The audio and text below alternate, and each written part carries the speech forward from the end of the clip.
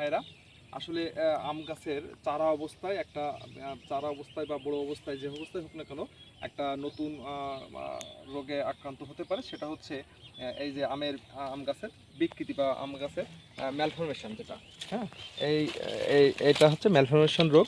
এই রোগটা সাধারণত একটা ছত্রাক, যেটা হচ্ছে এই যে ফিউজারিয়াম ম্যাঙ্গিফেরা নামে একটা ছত্রাকের দ্বারা এটা আক্রমিত হলে গাছের বৃদ্ধি একেবারেই কিন্তু বন্ধ হয়ে যায় এবং পরবর্তীতে কিন্তু এই গাছ থেকে কিন্তু অনেক গুচ্ছ মুকুল বের হয়। মুকুল এবং কুড়িতে সাধারণত এটা আক্রমণ করে।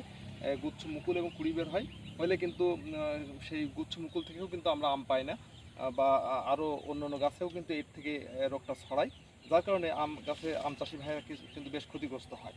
তো এই রোগটা হলে আমাদের করণীয় হচ্ছে যেখান থেকে আক্রমণ হবে ঠিক ওর নিচ থেকে আমরা যদি গাছের একটু চিন্তা করি যে গাছটাকে একটা সুন্দর গঠন দেওয়ার জন্য, তো সেক্ষেত্রে আম গাছের ঠিক ওই আক্রান্ত স্থানের নিচ থেকে আমরা কি করব, এটাকে হার্ড প্রুনিং করে দেব। এটাকে যদি আমরা হার্ড প্রুনিং করে দিই তাহলে তাহলে এর থেকে যে নতুন কুশিগুলো বের হবে, সেই কুশিগুলো কিন্তু আমাদের সুস্থ সবল একটা গাছ দিলে হবে কি, এই যে এই রোগটা হলে কিন্তু গাছের এইটা কিন্তু আর আগামী 2 মাসের মধ্যে কিন্তু একেবারে বৃদ্ধি একেবারেই নষ্ট হয়ে যাবে, গাছের বৃদ্ধি হবে না বললেই চলে। তো সেক্ষেত্রে কিন্তু আমার বাগানের ভালো ফলন আশা করা মুশকিল হয়ে যাবে। এজন্য আমরা কি করব, এই সমস্ত ডালগুলো আমরা ছাঁটাই করে দিব। দিলে আমাদের আবার নতুন করে যে ডাল গজাবে, যে এই প্রত্যেকটা ডালই কিন্তু এভাবে আক্রান্ত হয়েছে।